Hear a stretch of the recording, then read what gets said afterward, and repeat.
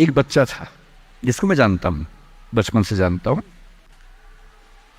बहुत ही ज़बरदस्त आर्टिस्टिक बच्चा, म्यूज़िक का उस्ताद। उसके घर में लगभग सब लोग म्यूज़िक के उस्ताद थे, इंस्ट्रूमेंटल म्यूज़िक, वोकल म्यूज़िक, हर चीज़ में अच्छा, पढ़ने में भी ठीक, बढ़िया। और जब हम स्कूल में थे, वो मेरी क्लास में तो नहीं था, थोड़ा सा अलग क्लास में था, पर स्कूल में बहुत पॉपुलर था, being into music. I was in debating, he was into music. और बाद में उसने हमारा स्कूल छोड़ भी दिया कुछ समय के बाद, फिर वो कहीं और चला गया, फिर हमारा मिलना नहीं हुआ। उस समय ना सब था ना यूट्यूब था, तो बाद में मिलने का स्कोप भी नहीं रहता था। जो एक बार चला गया वो चला ही जाता था उस समय। अब तो बच्चे जिंदगी भर दोस्त रहते हैं। फिर जब मैं दिल्ली यूनिवर्सिटी में आ गया, ग्रेजुएशन कर चुका था, उसके बाद अचानक मुझे एक बचपन का दोस्त मिला जिसने मुझे एक इंटरेस्टिंग क्या डेवास्टेटिंग बात बताई। तो बात चल रही थी कि स्कूल के दोस्त कहाँ कहाँ हैं, क्या कर रहे हैं, तो बातों बातों में उसका जिक्र भी आया। तो मैंने बड़ी उम्मीद से पूछा, मैंने कहा वो तो बॉम्बे चला गया होगा, फिल्म इंडस्ट्री में चला गया होगा। तो मेरे दोस्त ने पूछा कि तुम्हें नहीं पता उसके बारे में? मैंने कहा नहीं। उसने कहा यार वो जेल में है, and he was one of the most creative students of our school. मैंने कहा जेल में क्यों है? बोले सच में नहीं पता। मैंने कहा सच में नहीं पता मुझे। बोले वो ग्रेजुएशन करने के लिए जब गया तो पता नहीं क्या हुआ, उसकी थोड़ी संगति खराब हो गई। बैड कंपनी जिसको हम बोलते हैं, जो इस उम्र में अच्छी लगती है, वही वाली।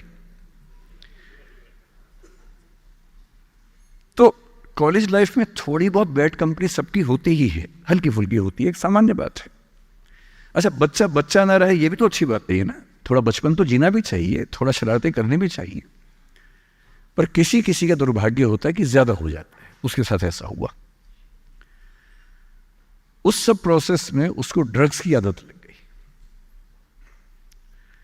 और ड्रग्स एक ऐसी चीज है, एडिक्शन ऐसी चीज है कि उसमें वन वे रास्ता होता है, टू वे नहीं होता है। आप जा सकते हैं, वापस नहीं आ सकते। मतलब 1000 लोग जाएंगे तो उनमें से एक आध वापस आएगा, वो भी इतनी मुश्किलों से जो ऑलमोस्ट इम्पॉसिबल है। I have seen many such cases. Social welfare department से मेरे कई दोस्त ऑफिसर से, तो मैं उनसे जब पूछता हूँ बताते हैं, मैंने ऐसे लोगों को देखा है 10-10 साल से स्ट्रगल कर रहे हैं एडिक्शन से बाहर आने के, नहीं आ पा रहे, खत्म हो गए हैं।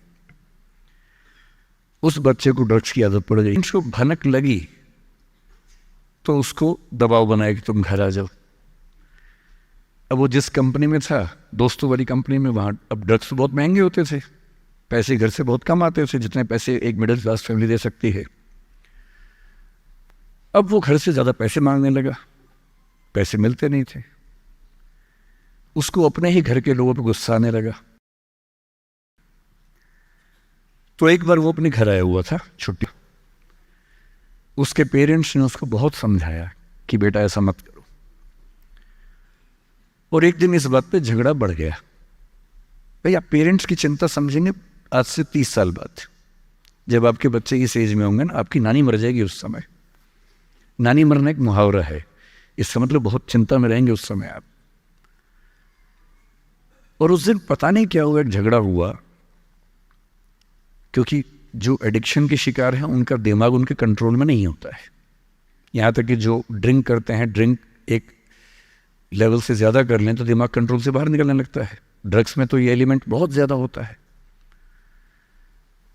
और आधी रात को उसने क्या किया, उसने अपनी फैमिली के 5 लोगों का मर्डर कर दिया। मर्डर। उसने खाने में जहर मिलाया, लगभग सब लोग उससे मर गए। एक मेंबर नहीं मरा क्योंकि उसने खाना खाया नहीं उस दिन, तो उसको उसने अलग से मारा। और ये बात है जब उसकी उम्र लगभग 17-18 साल की थी, या 19 के आसपास रहा होगा। उसके बाद वो जेल गया। मेरी सबसे बड़ी चिंता ये होती है बच्चों को लेकर कि किसी भी गलती से वो ड्रग्स में ना चले जाएं। आप सबसे रिक्वेस्ट कर रहा हूँ हाथ जोड़ के कुछ भी कर लेना, ये मत करना। बदमाशी करो, शरारत करो, थोड़ा इश्क विश्क होगा करो, कोई दिक्कत नहीं। किसी को चीट मत करना, ड्रग्स में मत जाना, क्योंकि